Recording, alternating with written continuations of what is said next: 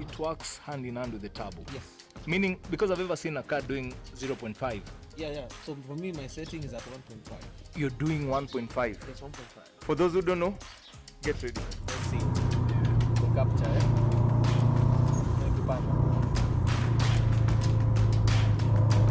maximum is 1.5. 1.5, yeah. Initially, I used to do 1 bar. 91.5.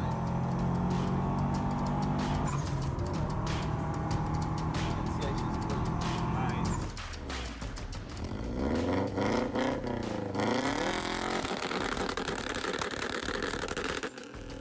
Yes. Guys, make sure if you have not subscribed, this is the time to subscribe, Anna, and make sure. In today's video, we'll be looking at the mods that the car's gone through to make us this happy.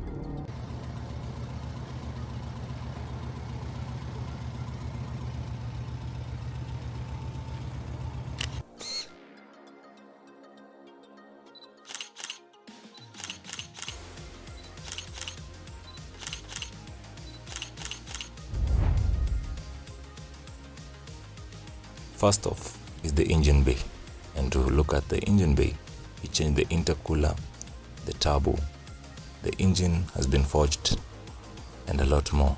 And to understand more, here's a video of the things that is done to the engine. But before that, let's have a look at how the turbo works. So the turbo has two endings. The first ending is for the exhaust gases, and the second ending is for the cold air. So exhaust gas is usually hot, which comes into the turbo, rotating the turbines at roughly 280,000 RPM. That is a very high speed considering it's hot air. And for that, cold air needs to be introduced to the second chamber.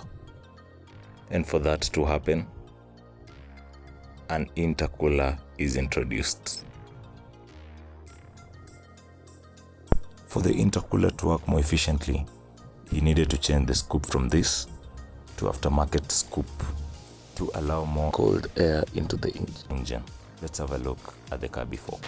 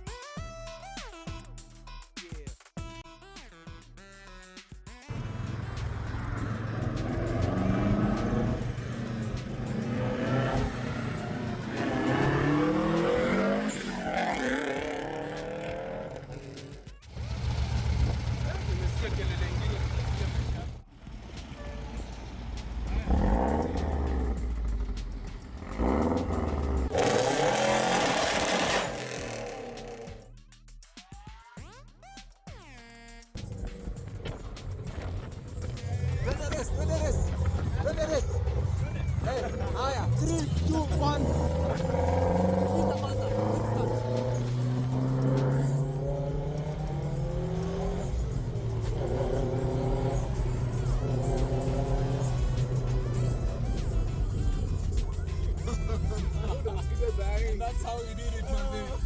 That's how we move.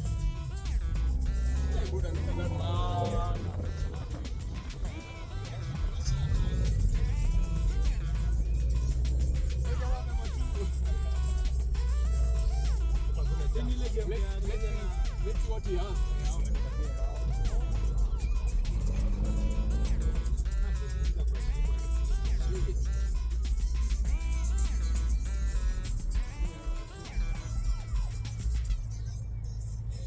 Unaweza race kwa jam? Mbona tumejipata hapa? Haya. Afadhali tungekuwa hata nikani bypass.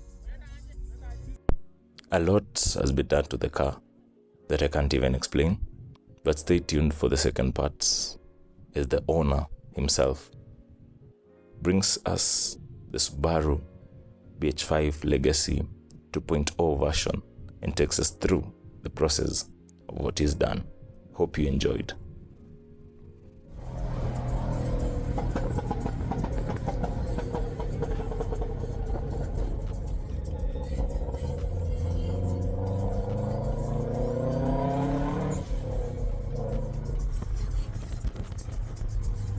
What's popping, bana?